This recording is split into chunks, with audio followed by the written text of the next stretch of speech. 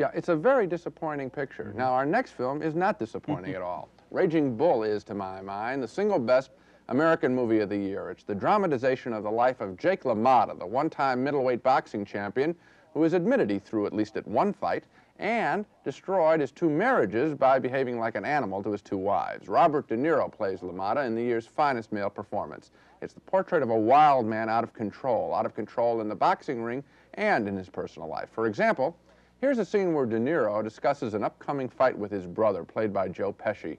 The year is 1947. De Niro is worried that he's too overweight to win the title, but his brother, who's also his manager, is convinced he can't lose. The movie is filmed in black and white. I'm gonna make it down to 155. I'm lucky I make it to 160. And on top of that, you signed me for a fight at 155, and if I don't make the 155, I lose $15,000. That's right. Oh, you're supposed to be a manager. You're supposed to know what you're doing. I did just what I wanted to do. That's what I'm worried about. You did. You want a title shot?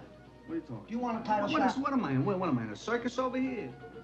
I asked him, he's got more sense about this. What are you doing? You've been killing yourself for 3 years now, right? There's nobody left for you to fight. Everybody's afraid to fight you. Okay, along comes this kid, Gennaro. He don't know any better. He's a young kid, up and coming, and fight anybody. Good, you fight him. Bust his hole. Tear him apart, right? What are you worried about? What's the biggest thing you got to worry about? I'm worried about the weight. You worried about the weight? What are we arguing about for? I just said the weight. Okay, let's say you lose because of your weight. Are they gonna think you're not as tough as you were? You're not the same fighter? Good. They'll match you with all those guys that were afraid to match you with before. What happens? You'll kill them, and they gotta give you a title shot. Bring me coffee, please. Why? There's nobody else. Nobody's left. Who are they gonna give it to? Coffee. A minute. You listening to me? Please, honey, bring me the coffee. All right. Oh. Yeah, boy, how long I gotta wait? Are you listening? Now let's say you win. You beat Gennaro. Yeah. Which you definitely should beat him. Right? Yeah. Right? Yeah. They still gotta give you a shot at the title. You know why? Why? Because the same thing as before. There's nobody left. There ain't nobody around. They gotta give you the shot. You understand? If you win, you win. If you lose, you still win. There's no way you can lose. And you do it on your own, just the way you wanted to do it, without any help from anybody.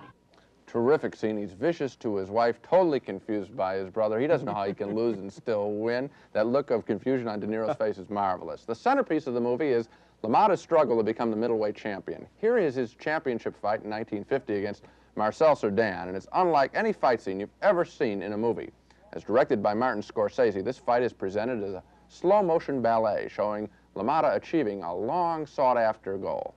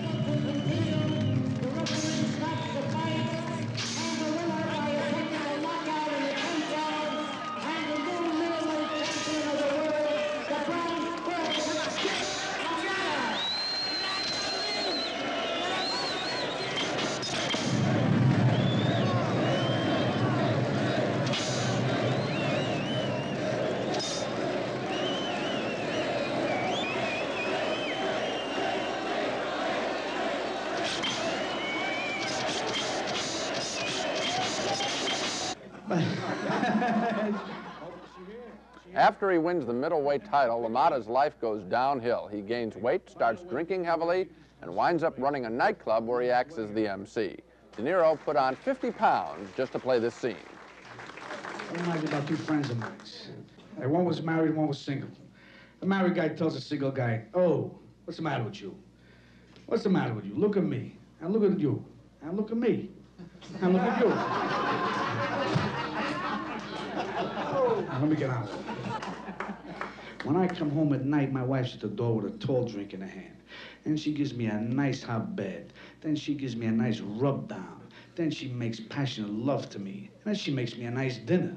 What more could you ask for? You ought to try that. The other friend says, "Hey, that sounds great. When does your wife get home?" This is a spectacular performance by Robert De Niro. I'm confident he'll win the Academy Award for Best Performance by an Actor, and he does deserve it. Raging Bull is a tough, bloody film made by Martin Scorsese, who also directed De Niro in Taxi Driver and other fine films. Like Taxi Driver, Raging Bull is a violent film, but its violence has a purpose. Raging Bull is a portrait of a violent, brutish man, a riveting look at the dark side of a tortured human being. Just terrific film. I am very much in agreement with you. I think Raging Bull is one of the great American pictures of the year, and you know what's fascinating about it is it's hardly ever the case that a great director like Scorsese and a great actor like De Niro work together over a series of films on the same themes. And you mentioned Taxi Driver. They also made Mean Streets together and New York, New York. And in all of these films, to a degree, they're talking about how people get filled up with violence and anger and how they react when they can't find a way to articulate their passions and their angers. And the other theme that you find in these films, and also in Scorsese's first film, Who's That Knocking at My Door, is what Freud called the Madonna whore complex. A guy who's so hung up with guilt and his own insecurities that he idealizes a girl as a virgin and as a Madonna. Then when he possesses her, then he wants to cast her aside, or he's filled with jealousy. He thinks she's tarnished. And they followed this theme now through several films. We see that with the women in white that they always meet. Right, They meet her in Taxi Driver, and this woman is met in a white bathing suit. A marvelous performance by Kathy Moriarty in this film is the woman that he's chasing. That fight scene that we just saw, I think, is one of the most beautiful, evocative scenes I've seen in a long time. It's not anybody can just put punches together, but it's those succession of images, that sadness. In the midst of a brutal fight, there's sadness, an achievement. This is a real artistry. This is poetic filmmaking. I'd like to see these kinds of films more than any other kind. I'm curious about the violence. How does it come up out of society? And Scorsese and De Niro seem to show it coming out of people who can only express themselves, can only be heard through violence. This is a great film. You know, I feel a real enthusiasm on your part and also on my part. 1980 has not been one of the greatest years in the history of American movies. Lousy. And it's so refreshing to find at the end of the year a director and an actor working right at the top of their form, and the whole company of actors working at top form. They're all great. That Joe Pesci is good as the brother, too. Really good. So, a couple of yes votes, I'd say. Very strong. But two very enthusiastic yes votes for Robert De Niro's spectacular performance as fighter Jake LaMotta in Raging Bull. We both think it's one of the year's best films. So I guess the basic conclusion on this program is we both think Raging Bull is a terrific picture, and you're predicting that De Niro is going to win the Oscar for Best Actor this year. Yes, I'm predicting that, and I'm also predicting that I am going to be banging my head against the wall for the next week wondering why I said the orangutan in any which way you can is sophisticated comedy. Okay, Jane.